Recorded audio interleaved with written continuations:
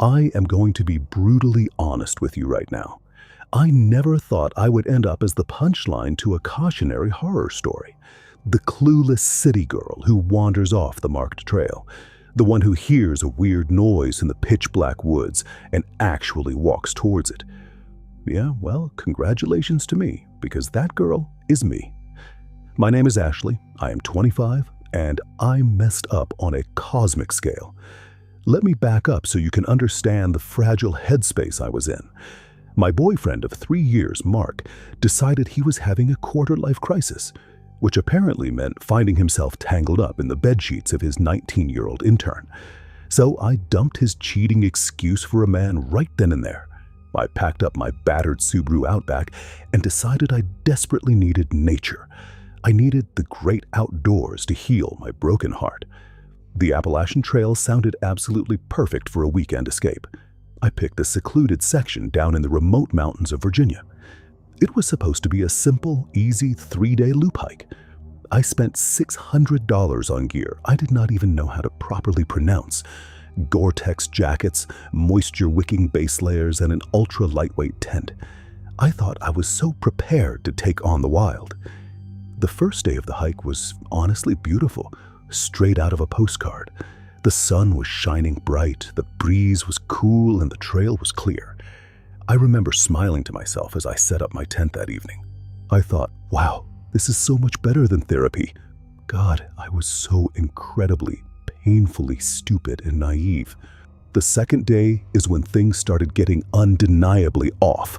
I woke up at dawn, and the air inside my tent felt incredibly heavy. You know that awful, oppressive feeling right before a massive summer thunderstorm drops? It was exactly like that, but there was not a single cloud in the sky. I just brushed the creeping feeling off, blaming my own body. I packed up my campsite and hit the trail by 8 in the morning. My goal was to reach a legendary scenic overlook I had read about online. A forum user named Trailblazer99 posted that it had a breathtaking view, but he also mentioned a shortcut to get there a few hours faster. He described a small, unmarked path 4 miles past the main river crossing. Just look for the massive oak tree with a deep, blackened lightning scar, he wrote. Take a hard left right into the thick brush and follow the rock markers. Rule number 1 of hiking: never take unmarked shortcuts, especially ones recommended by anonymous dudes on the internet. But my calves were burning, my heel blisters were throbbing, and I wanted to rest. I found the scarred oak tree right where the forum post said it would be. It looked twisted and completely out of place among the healthy green pines. I took a hard left anyway, stepping off the safety of the packed dirt trail. For the first hour, the shortcut seemed completely legit and safe. There were little deliberate stacks of rocks guiding my way forward. The path was narrow, barely visible under the fallen leaves, but it was there. But then, slowly and sneakily, the trees around me started changing. The normal green pines and bright orange oaks faded out of the landscape entirely. They were replaced by sickly, ash-colored trees that I could not identify. Their bark looked exactly like peeling, diseased, flaky gray skin. Their twisted branches were completely bare, curling inward like skeletal human fingers, and they were growing way too close together. The canopy got so thick that the warm afternoon sunlight was choked out. The lighting shifted to a gloomy twilight in a matter of 20 minutes. I pulled out my iPhone to check the time and make sure I was not crazy. It was exactly 2:14 in the afternoon, but the dark woods looked like 7 o'clock on a freezing winter night. My phone screen showed absolute zero cell service, just a terrifying SOS icon. I shoved the useless phone back into my pocket and stopped walking completely. I just stood there in the middle of this creepy, rotting forest and listened. That was the exact moment the real, primal panic truly started to set in, because there was absolutely no sound at all. When you're out in the woods, it's never completely silent. There's always wind rustling leaves, birds chirping, or bugs buzzing. But right then, it was a dead, totally suffocating silence. It was so profoundly quiet that my own breathing sounded like a massive vacuum cleaner. My heart immediately started hammering violently against my ribs like a trapped bird. I decided right then and there to turn around and bail on this stupid plan. Screw the scenic valley overlook in the Instagram pictures. I grabbed my backpack, pivoted abruptly, and started walking fast back the way I came. I kept my terrified eyes glued to the dark ground, looking for the rock markers. I walked fast for 20 minutes, then 40, then a whole hour passed. I had not seen a single rock marker. The narrow dirt path I had just confidently walked on was completely gone. I was officially, undeniably, hopelessly lost deep in the Appalachian mountains. My hand started shaking as I pulled out my heavy-duty emergency compass. I held it perfectly flat, waiting for the red magnetic needle to settle on north. But the needle did not settle. It was twitching violently, vibrating against the glass like a dying insect. Then it started spinning slowly in a complete perfect circle, over and over again, picking up speed with every single rotation. Okay, this is totally fine. Everything is fine. You are fine, Ashley. Just keep a level head. Do not freak out. I whispered those words out loud to myself, needing to hear a human voice, but my own voice sounded completely alien, instantly absorbed by the endless gray void. I shoved the broken compass into my pocket and picked a random direction through the trees. The temperature was dropping abnormally fast, biting straight through my expensive clothes. My frantic breath started pluming in thick white clouds right in front of my face. The ash-colored trees seemed to literally press closer together, creating a natural wooden maze. As the unnatural shadows grew longer, the horrible smell finally hit me. It smelled exactly like dirty old copper pennies, mixed with something incredibly sickeningly sweet, like a massive bouquet of funeral flowers rotting in stagnant water. The foul stench immediately made my empty stomach churn with violent nausea.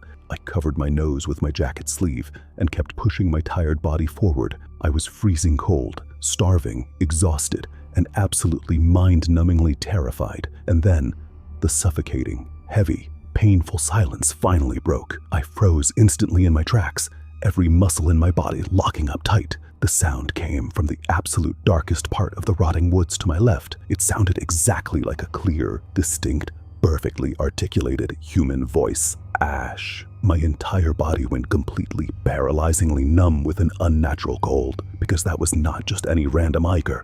That was my mother's exact voice, but my mom lives in a boring suburb in New Jersey and hates the outdoors. There was zero chance she was wandering in the remote Appalachian mountains. Ashley, sweetie, where are you?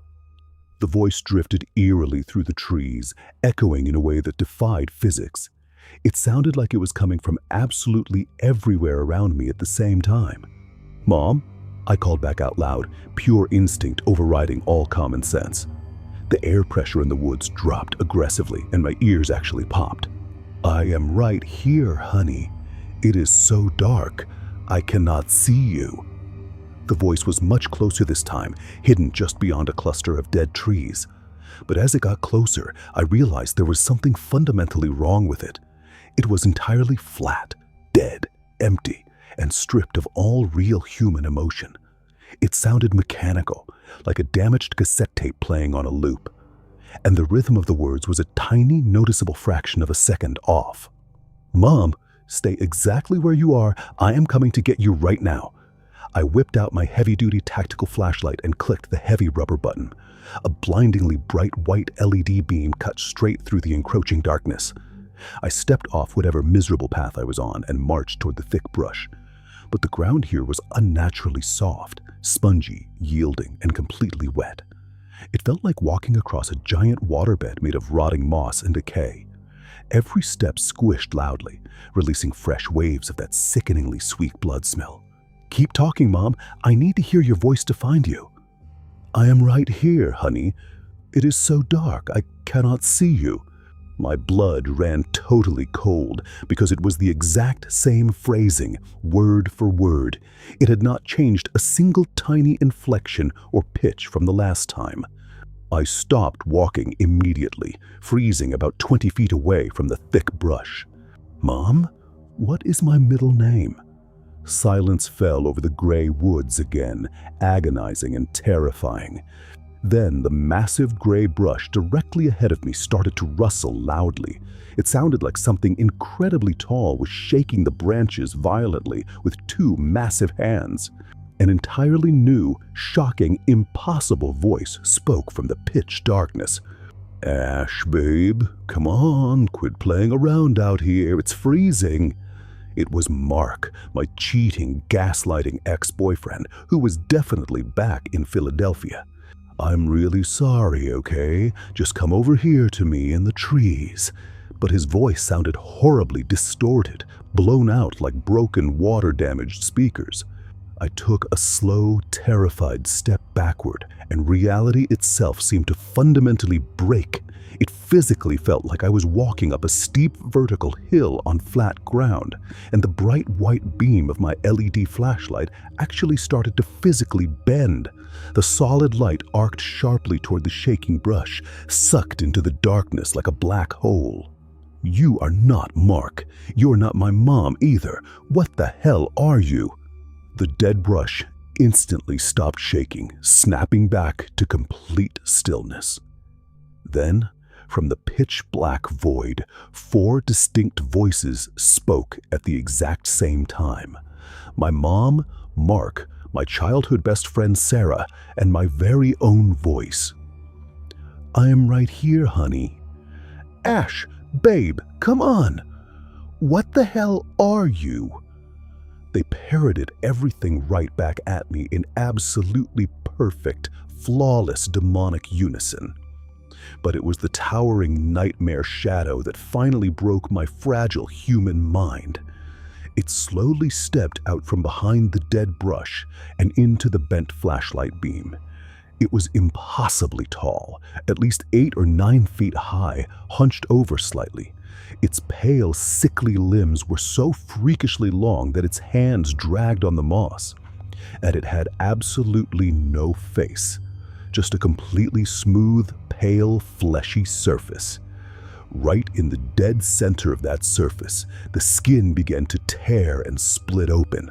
It tore apart to form a crude, jagged, heavily bleeding hole resembling a mouth.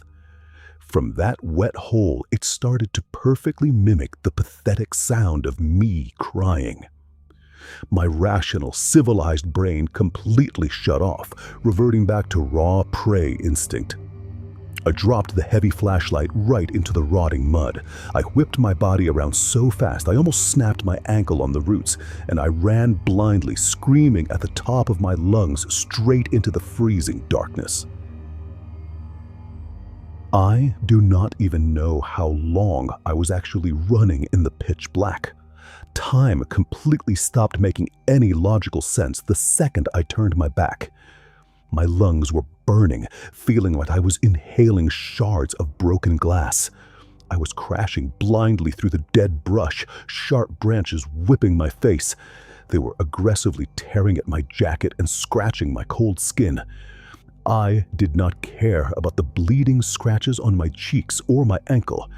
Pure biological adrenaline was the only thing keeping my heavy legs moving. The darkness felt impossibly thick, like black syrup pressing against my eyeballs. It was trying to physically suffocate me as I pushed my body through it. Without my dropped flashlight, I was practically blind in the woods. The absolute worst part was the horrifying sound right directly behind me. It sounded exactly like heavy, wet meat slapping hard against the dry leaves.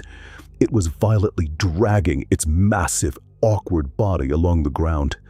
And it was fast, way too fast for something with limbs that freakishly long. And the mimicking voices would not stop echoing from every single direction. Voice of Mark. "Ash, slow down. You're going to seriously hurt yourself." Voice of Mom. "Sweetie, please stop running away. I am so cold." Voice of Sarah. Ashley, I am so scared. Please just wait for me. I clamped my freezing hands tightly over my ears and kept sprinting. I abruptly tripped over a massive tree root completely hidden in the dark. I went flying into the dirt, knocking the wind completely out of my chest. I laid flat on my stomach in the rotting moss, gasping desperately for air. I fully expected those massive, pale hands to grab my ankle from the dark. But absolutely nothing touched me in the cold, oppressive, empty blackness. The heavy, dragging sounds had completely and instantly stopped. The demonic chorus of voices faded rapidly back into a crushing silence. I slowly forced myself to sit up, my whole body shaking violently.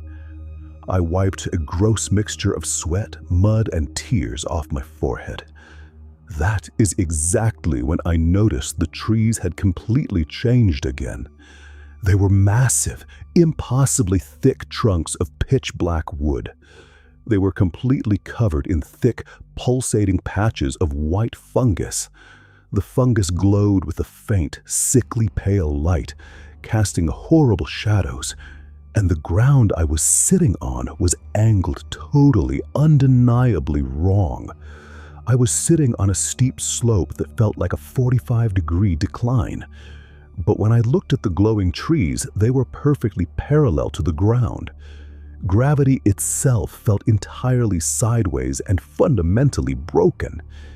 It literally felt like I was pinned horizontally to a vertical cliff wall. My spatial awareness was completely shattered in this nightmare. I pushed my aching body up using a massive black trunk for balance. The bark felt weirdly warm and sickeningly soft under my bare fingers. It felt exactly like touching living, breathing, pulsing human flesh. I snatched my hand back instantly with a horrified, echoing gasp.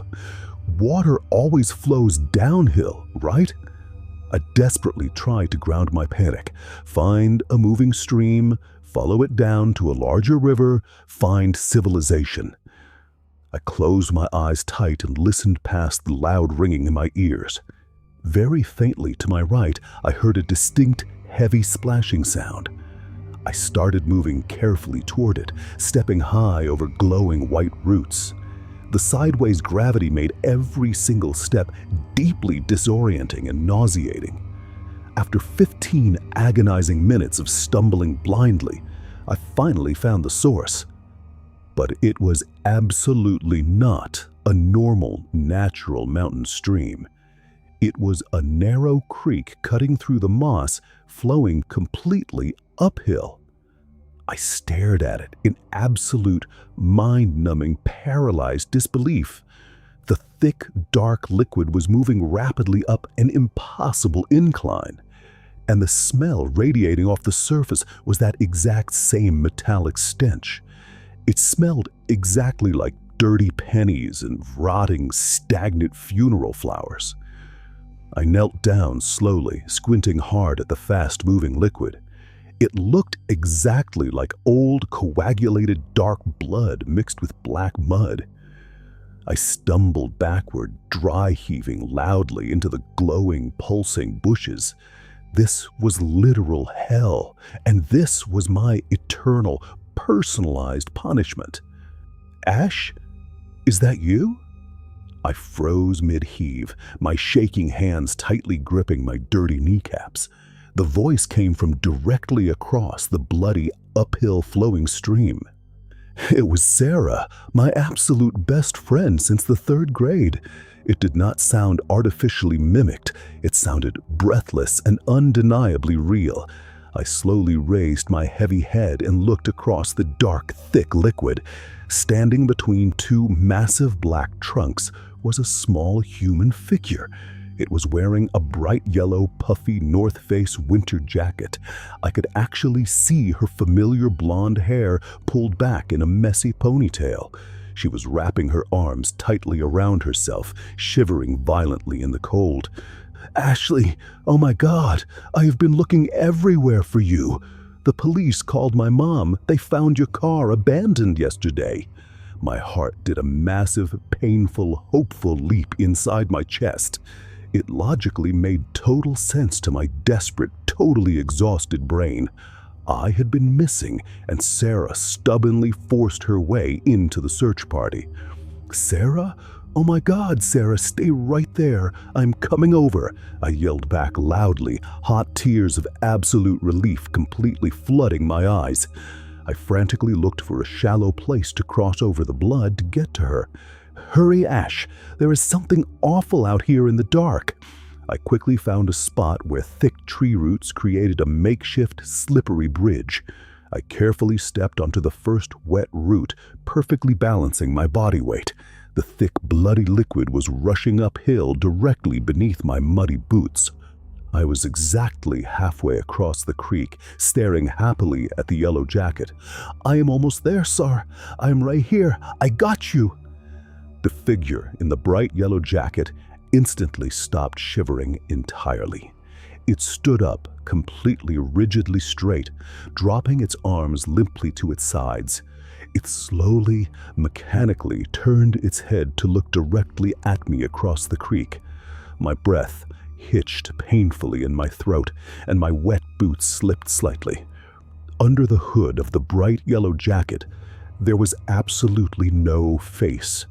It was just that exact same smooth, sickly pale flesh stretching tightly. It had stolen her clothes or manifested them right from my own memories. The faceless entity slowly raised its long, multi-jointed, disgusting, pale hand. It pointed a single, impossibly long finger directly at the center of my chest. The smooth, pale flesh on its blank face tore open with a wet, ripping sound.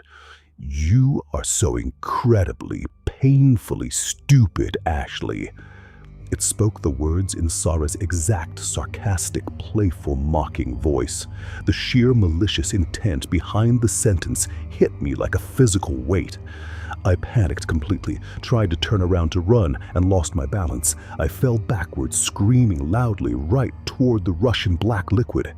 But my body never actually hit the surface of the stream. Instead of splashing, I fell straight through it, like an optical illusion. I was falling incredibly fast in total pitch suffocating darkness. The freezing wind rushed past my ears with a deafening jet engine roar. I flailed my arms and legs wildly, finding absolutely nothing to grab onto. Gravity had completely inverted and broken again in the endless void. The glowing trees and the fake Sarah vanished instantly into the blackness above. There was only the rushing air and the absolute certainty that I was going to die. I screamed into the dark until my vocal cords physically tore and bled. And then, as suddenly as the terrifying falling started, it just stopped. I slammed violently onto a hard, flat surface with bone-jarring force. The brutal impact knocked the back of my head hard against solid concrete. Bright white stars filled my vision, and a high-pitched ringing completely deafened me. Slowly, agonizingly, I peeled my heavy, dirt-crusted eyelids open. I was not in the glowing fungal forest with the bloodstream anymore. I was lying perfectly flat on my back on dirty, cracked linoleum tiles. Fluorescent tube lights were buzzing loudly directly above my head. They flickered rapidly with a sickly, depressing, headache-inducing yellow hue.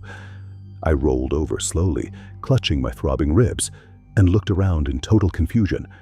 I was inside a long, incredibly sterile-looking narrow hallway. It was lined on both sides with closed, identical cheap wooden doors. It looked exactly like a cheap, windowless roadside motel from the 70s. The ugly floral wallpaper was peeling off, showing deep black water damage. There were no windows anywhere, just endless doors stretching into infinity.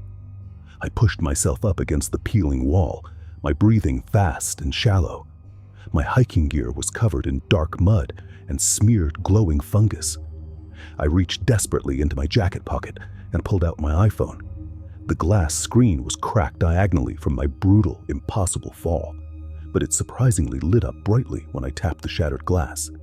The battery indicator was exactly at 99%, which was totally impossible, and the digital time on the screen read exactly 8 in the morning.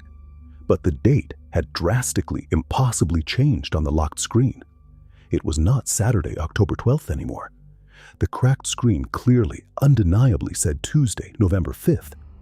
I had just lost over 3 entire weeks of my life in a single fall. A loud, heavy, authoritative knock suddenly echoed down the silent hallway. It came from the wooden door directly across from where I was sitting. Door number 214.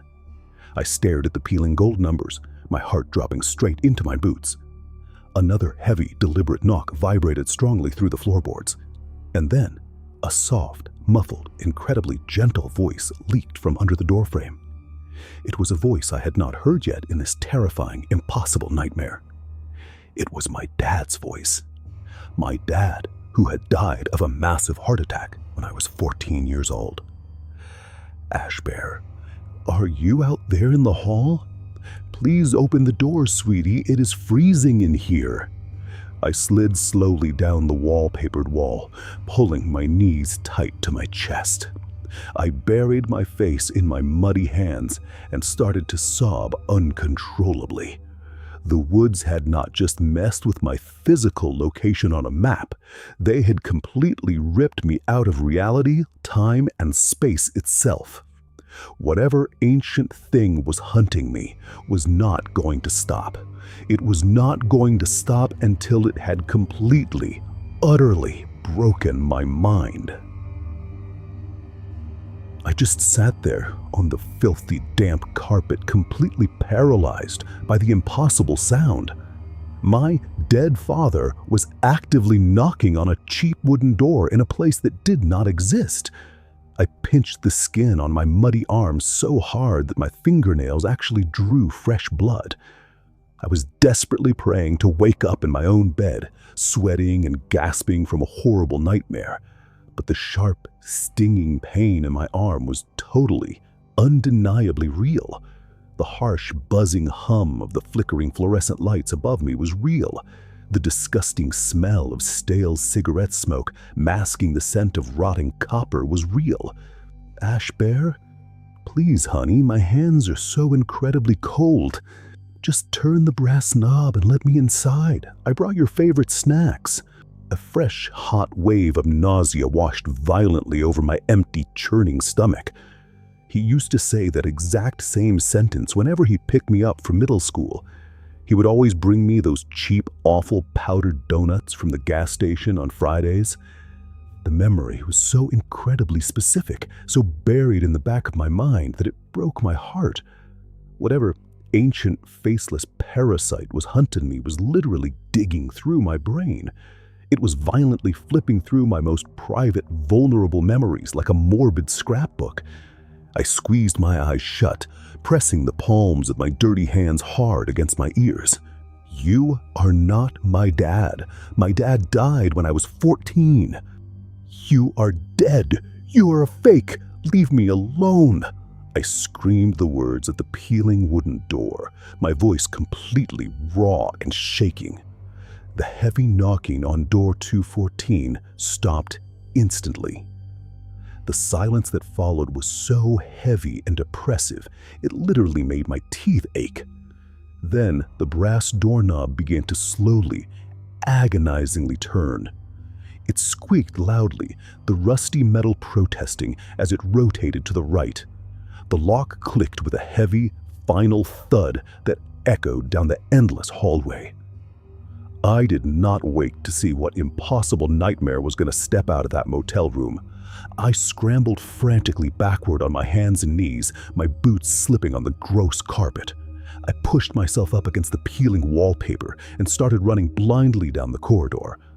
The hallway literally stretched into infinity in both directions, a perfect, terrifying tunnel. Every single door I passed looked exactly identical to the last one. Cheap brown wood, tarnished brass knobs, and peeling gold numbers glued to the center. But as I ran, my heavy boots thudding loudly on the floor, I noticed the numbers were changing. They were not in any logical numerical order like a normal hotel. I ran past door 1998, the exact year I was born. I ran past door 2010, the year my childhood dog was hit by a car. I ran past door number 7, which was my favorite lucky number in elementary school. The hallway was not a building, it was a physical timeline of my entire pathetic life. The flickering yellow lights above me started buzzing louder, a high-pitched, angry frequency. The walls themselves felt like they were slowly closing in, suffocating my personal space. Ashley, you are acting completely crazy right now, just calm down. The voice exploded suddenly from a door directly to my left, making me jump out of my skin. It was Mark's voice, perfectly capturing that condescending, gaslighting tone he always used during arguments. I slammed on the imaginary brakes, my rubber soles squeaking loudly on the dirty linoleum. The gold numbers on this specific door read 2023, the exact year I found out he was cheating on me, and my entire world fell apart. You are always overreacting, Ash. You always ruin everything good we have. Mark, open the door and let's just talk about this like rational adults. The wooden door actually buckled outward slightly, as if something massive had thrown its weight against it. The wood groaned and splintered under the impossible heavy pressure from inside the room. I backed away from it, keeping my terrified eyes locked on the shaking brass knob. She doesn't want to talk to you, Mark. Leave her alone. My best friend Sarah's voice violently erupted from the door directly across the hall. Door number 2012, the year we went to our first music festival together. The voices were completely surrounding me now, trapping me in a literal hallway of my own memories. They were arguing with each other through the cheap wooden doors, putting on a sick, twisted play. It was exactly like listening to a chaotic radio station, flipping rapidly between channels. Ashley, did you remember to pack a warm jacket? It gets cold in the mountains. Ash Bear, come give your old man a big hug before I leave for work. She is literally so delusional, I don't even know why I put up with her. The demonic chorus was getting louder and louder, the voices overlapping into a wall of pure noise. The wooden doors all down the infinite hallway began to violently rattle in their cheap frames. Whatever was inside those rooms was getting incredibly angry, impatient, and hungry. I covered my ears again, screaming at the top of my lungs just to drown out the horrible echoes. I had to get out of this hallway before the doors finally gave way and opened. I blindly picked a direction and started sprinting as fast as my exhausted legs could physically manage. I ignored the screaming voices, the shaking doors, and the sick feeling in my stomach. I ran for what felt like miles, my chest heaving, sweat stinging my cold, scratched face. But no matter how fast or how far I ran, the hallway looked exactly the same. It was a perfect, looping treadmill of peeling wallpaper and flickering yellow lights. Suddenly, one of the doors a few yards ahead of me was already cracked open. It was the only open door I had seen in this entire endless repeating nightmare. A bright, totally unnatural blue light was spilling out from the crack, pooling on the dirty carpet. I slowed down to a hesitant walk, my breathing ragged, my heart pounding violently against my ribs. The dulled numbers on this slightly open door were completely melted and illegible. They looked like liquid gold dripping down the brown wood, pooling around the tarnished knob. I crept closer, my entire body tense, fully prepared to bolt in the opposite direction. The horrible, overlapping voices of my family and friends were starting to fade behind me. They were replaced by a totally different sound coming from inside the blue-lit room. It was the sound of a television playing static at full ear-splitting volume. I reached out with a trembling, muddy hand and gently pushed the wooden door open. It swung inward on silent, well-oiled hinges, completely defying the rusty look of the knob. I stepped cautiously over the threshold, totally ready for a monster to jump out of the shadows. But the room was completely, entirely empty of life. It was an exact, perfect replica of my childhood bedroom in New Jersey. My jaw literally dropped, and I forgot how to breathe for a solid 10 seconds. The bed was in the exact right corner, covered with my old, faded purple comforter. My heavily scratched wooden desk was sitting under the window, cluttered with old textbooks. Even the glow-in-the-dark plastic stars I had glued to the ceiling when I was 10 were there. But something was fundamentally, deeply wrong with the entire picture. It was like looking at an AI-generated image where the details were completely messed up. The posters on the walls featured bands I had never heard of, with weird, unreadable text. The books on the desk had completely blank covers, lacking any titles or authors. And the window was the most horrifying part of the entire room. There was no glass in the frame, and there was no outside world to look at. The window frame just opened up into a solid, pulsating wall of that smooth, pale, faceless flesh. The room was a fake movie set, built poorly from the stolen, fragmented memories in my head. The blaring television in the corner was an old, heavy tube TV from the late 90s. The screen was nothing but harsh black and white static, illuminating the fake room in blue light. I walked slowly toward the center of the room, my boots leaving muddy prints on the purple rug. "What do you want from me? Why are you doing this to my life?" I asked the empty room, my voice sounding incredibly small and defeated over the loud static. The television screen instantly flickered, the static clearing away in a split second. The screen showed a crystal-clear, high-definition video of me. It was a recording of me sitting in my Subaru at the trailhead exactly 3 weeks ago. I was crying hard, my face red and puffy, gripping the steering wheel until my knuckles were white. It was the exact moment I had decided to walk into the woods and ignore the warning signs. I watched myself on the screen, feeling totally sick and violated by the impossible camera angle. The video angle was recorded from the passenger seat, looking directly at my profile. But I had been completely alone in the car that entire morning. The video on the TV suddenly glitched, jumping forward in time with a harsh screech of static.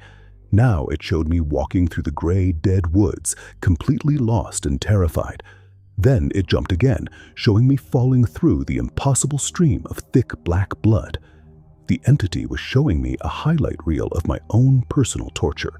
The screen glitched one final time, the image settling on a live, real-time feed.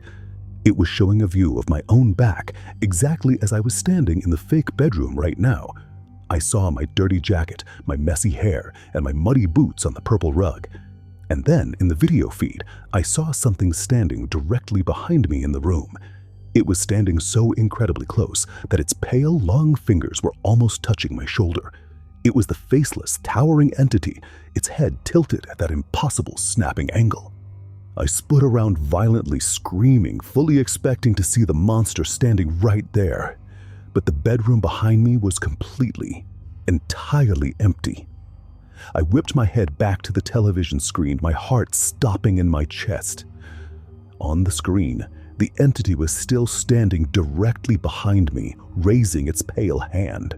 It was only visible in the reflection of the glass, totally invisible in the physical room. "You belong to the woods now, Ashley. We just need to empty your head completely before you can stay."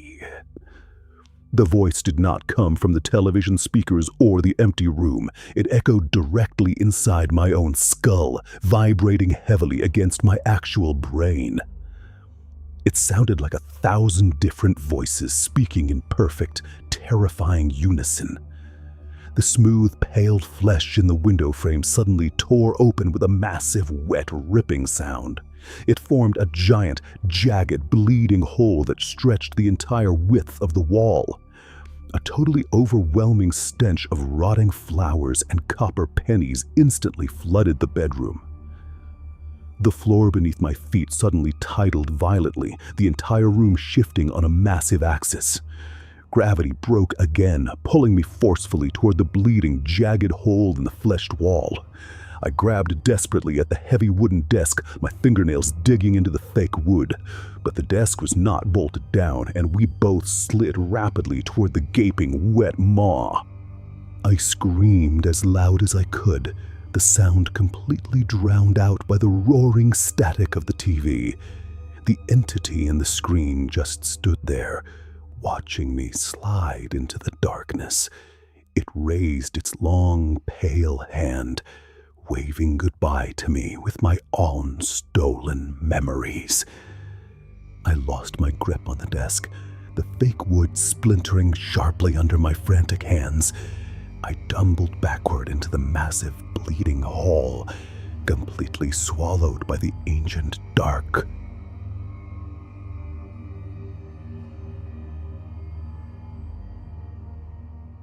Chapter 4: The Extraction. I hit the bottom of the bleeding, fleshy tunnel with a sickening, wet thud. The brutal impact did not break my bones because the ground was incredibly soft and yielding. It was violently pulsing against my back with a slow, heavy, rhythmic heartbeat. It literally felt like I had been swallowed alive by a massive, ancient stomach. The absolute darkness was so thick, it felt like I was drowning in a pool of black ink. I laid there in the worn, sticky wetness, gasping for air that tasted like old blood and dust. My brain was completely fried, totally incapable of processing the nightmare I was trapped in. I slowly pushed myself up onto my hands and knees, the soft ground squishing loudly under my palms. A faint, sickly yellow light slowly began to bleed into the pitch-black void around me. As my terrified eyes adjusted to the dim glow, the walls of the stomach began to shift and take shape. I was not inside a giant organ anymore, but I was not back in the gray woods either. I was kneeling in the middle of the long, narrow hallway of my old high school in New Jersey. But it was totally ruined, like a bomb had gone off inside my own memories. The bright blue metal lockers lining the walls were completely rusted, peeling and bleeding that thick black liquid. The fluorescent lights above were shattered, hanging by exposed wires and buzzing aggressively. The linoleum floor was covered in a thick layer of dead, gray autumn leaves from the Appalachian woods. It was a disgusting, impossible mashup of my past and my current terrifying reality. I stood up on shaky legs, leaning heavily against a bleeding locker to keep from falling over. I needed to get out. I needed to find a real door, a window, anything that led back to the actual world. I started limping down the ruined hallway, my wet boots leaving dark footprints on the gray leaves. That is when I noticed the framed photographs hanging crookedly on the cinder block walls. In my real high school, these walls were covered with pictures of sports teams and prom queens. But here, every single framed photograph was a picture of me. There was a picture of my 7th grade birthday party at the roller rink. There was a photo of me crying in the back of my mom's car after getting my braces put on. There was even a picture of my first date with Mark, eating cheap pizza on a paper plate. But as I walked past them, the glass on the frame suddenly began to crack and shatter. The photographs inside were literally melting, the colors running down the walls like wet paint. I stopped and stared at the picture of my mom's car, trying to focus on her face in the driver's seat, but her face was completely blank, just a smooth, pale smudge of empty space. A cold, terrifying realization hit me like a physical punch straight to the gut. They were not just mocking me with my own memories, they were actively deleting them. I closed my eyes tight and desperately tried to picture my mother's face in my mind. I tried to remember her smile, the wrinkles around her eyes, the shape of her nose. Nothing came up. It was like trying to search for a deleted file on a broken computer hard drive. I could remember the concept of my mom. I knew I had one, but all the specific details were completely gone. No, stop it. Please stop doing this. I screamed at the bleeding walls, grabbing my own hair and pulling it hard in sheer panic. I tried to remember the name of my childhood dog, the golden retriever we had for 10 years. I could see his yellow fur in my mind, but his name was just a blank, empty void in my head. It was completely erased, wiped clean from my brain like chalk off a dirty blackboard. A loud, wet tearing sound echoed from the far end of the locker hallway. I whipped my head around, my heart pounding so hard I thought my ribs would crack. 3 towering, hunched figures stepped out of the shadows at the end of the corridor. They were the faceless entities, their freakishly long, pale arms dragging on the dead leaves. But they were not just standing there this time. They were physically interacting with the walls. They were reaching their multi-jointed fingers into the melting photographs and pulling out glowing strands of light. The strands looked exactly like glowing silver spiderwebs, vibrating with a strange energy. The entities were stuffing the glowing silver strands into the jagged, bleeding holes on their faceless heads. They were literally eating my memories right in front of me. Every time they swallowed a silver strand, I felt another piece of my life permanently vanish. I forgot the name of the street I grew up on in New Jersey. I forgot the passcode to my own iPhone. I forgot the exact color of my own eyes. The sheer violating terror of losing my own identity was worse than any physical pain I had ever felt. "It does not hurt if you just stop fighting it, Ash." The voice came from the entity closest to me, speaking in my best friend's comforting tone. It tilted its smooth, blank head, chewing on a glowing silver strand that tasted like my high school graduation. "We just need this space, sweetie. You have so much clutter in your head." The second entity spoke with my dead father's voice, slowly ripping a picture of my childhood bedroom off the wall. I backed away from them, my breathing ragged, hot tears streaming down my completely numb face. I did not want to forget my dad. I did not want to forget my life, even the bad parts. "Leave my head alone. Get away from my memories." I turned around and started running in the opposite direction, desperately fleeing down the ruined hallway. My ankle was throbbing violently, but the fear of becoming a completely empty shell pushed me forward.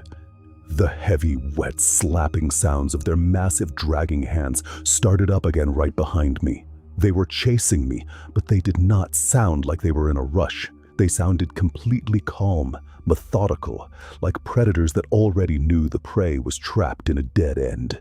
I crashed through a set of heavy wooden double doors at the end of the hall, bursting into the school gymnasium. But it was not a gymnasium at all. It was a massive, perfectly circular room made entirely of that glowing, pulsing white fungus.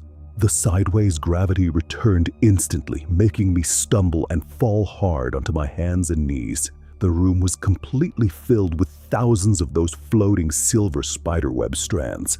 It was a massive storage vault of stolen memories, buzzing like a giant glowing beehive. And in the very center of the fungal room, suspended in the air, was a massive cracked mirror.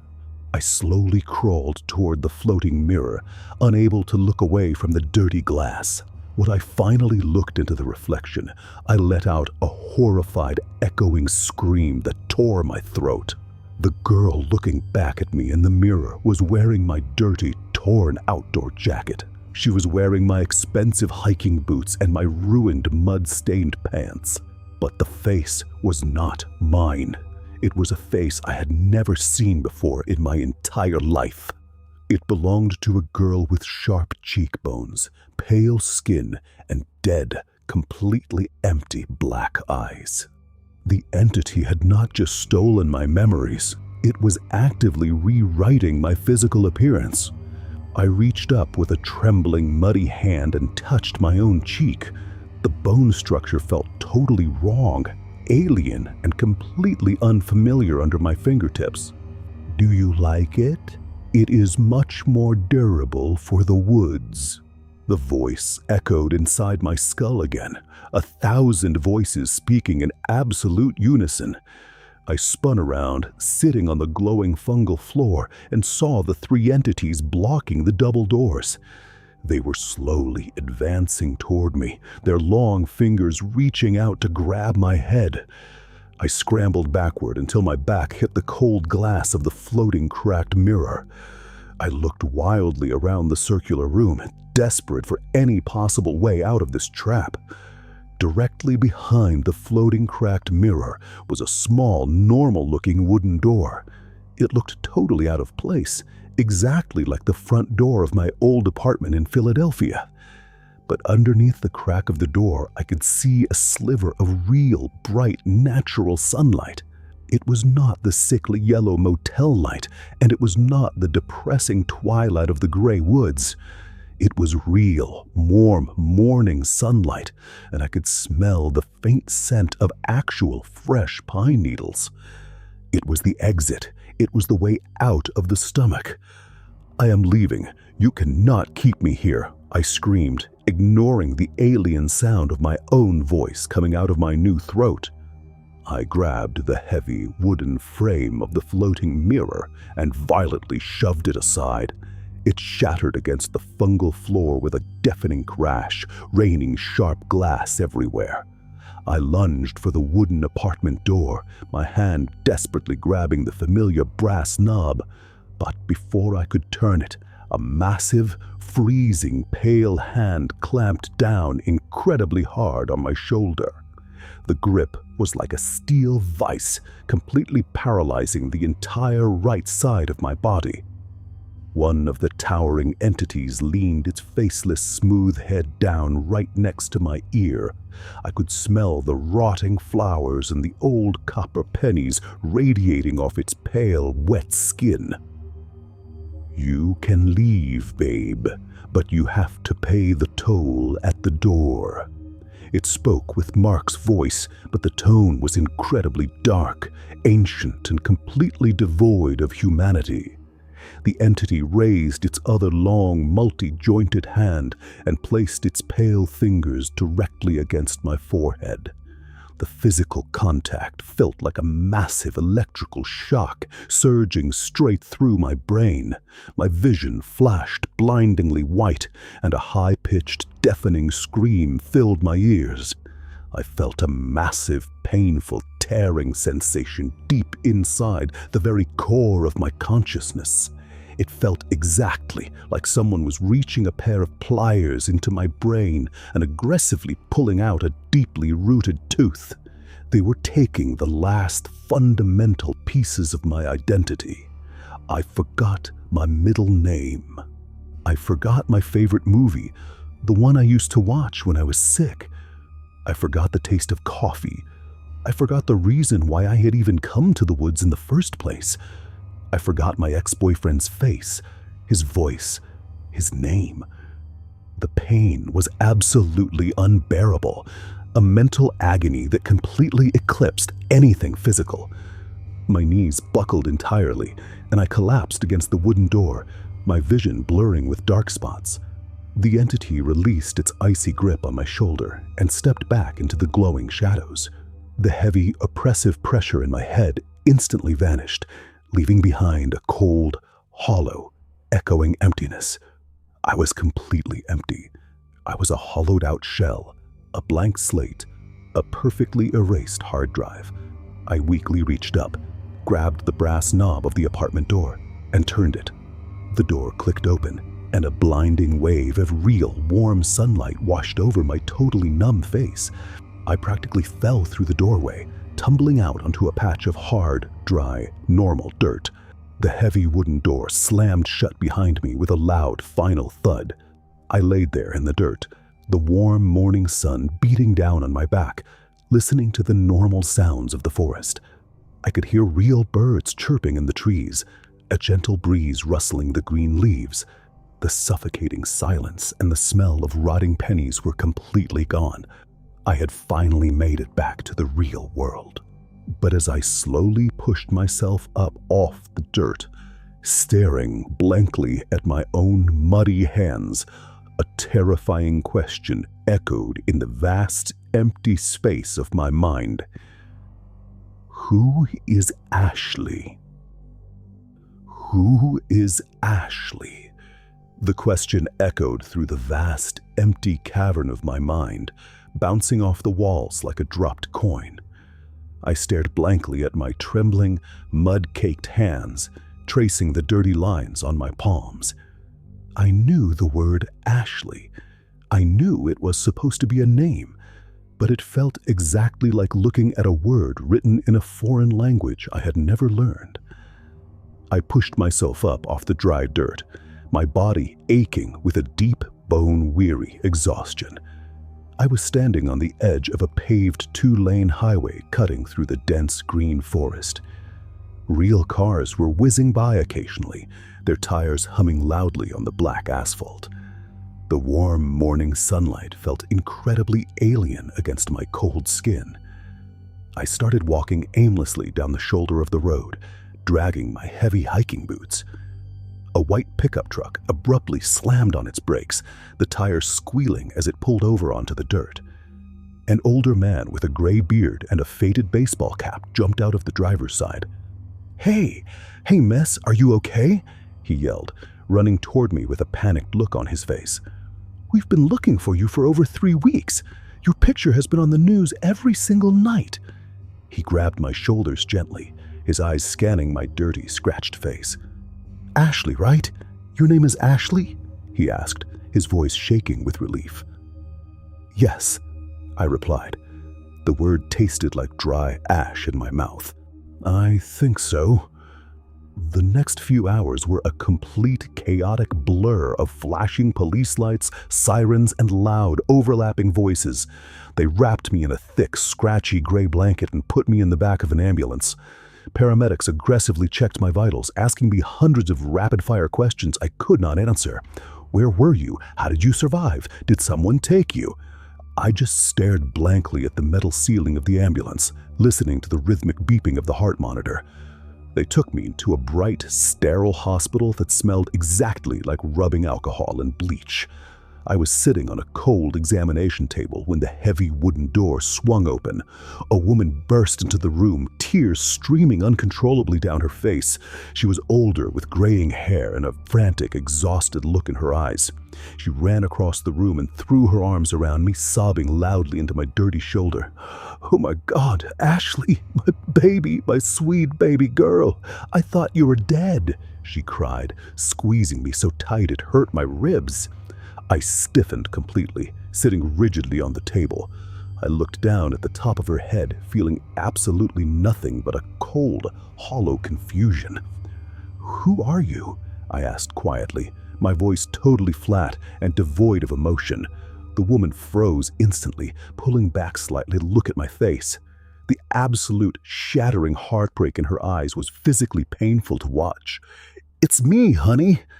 It's Mom," she whispered, her voice cracking into a pathetic whimper. I stared at her face, desperately searching for any spark of recognition in the empty vault of my brain. I found absolutely nothing. "I'm sorry," I said, my voice completely mechanical. "I don't know who that is." They kept me in that hospital for almost a week. Doctors in white coats, psychologists with clipboards, police detectives with notebooks. They all tried to crack the empty shell of my mind, digging for the missing pieces. They told me my name was Ashley. They told me I was 25 years old, that I lived in Philadelphia, that I liked to hike. They showed me hundreds of photographs on a tablet. Pictures of me smiling at a birthday party, pictures of me hugging a blonde girl named Sarah, pictures of a dead man they said was my father. It was exactly like watching a boring documentary about a total stranger. I felt absolutely zero emotional connection to the girl smiling in the photos. She was gone. The real Ashley died in that impossible vertical fall. When they finally discharged me, my mother drove me back to her house in New Jersey. It was a nice, boring suburban house, exactly the kind of place the real Ashley would have hated. They put me in a bedroom with purple walls and glow-in-the-dark stars glued to the ceiling. It was an exact, perfect replica of the fake room from the nightmare hallway. I sat on the edge of the bed for hours, just staring blankly at the wall, listening to the silence of the house. The physical wounds healed quickly. The scratches faded, the ankle stopped throbbing, but the crushing, heavy emptiness inside my head never went away. It felt like a physical weight, a massive, gaping hole right behind my eyes. Months slowly dragged by, turning into a whole year. I learned how to pretend. I learned how to mimic the smiles of the people around me, how to laugh when they laughed. I learned to call the older woman Mom, even though the word felt like a lie every time I said it. But sometimes, late at night, when the house was completely dark and quiet, I would stand in front of the bathroom mirror and just stare at my reflection. I stared at the sharp cheekbones, the pale skin, the dead, completely empty black eyes, the face that the entity had carved for me. And sometimes, if the house was quiet enough, I could hear a faint, echoing sound coming from the drain in the sink. It sounded exactly like a girl crying alone in the dark, and I would tilt my head at a sharp, impossible angle and smile.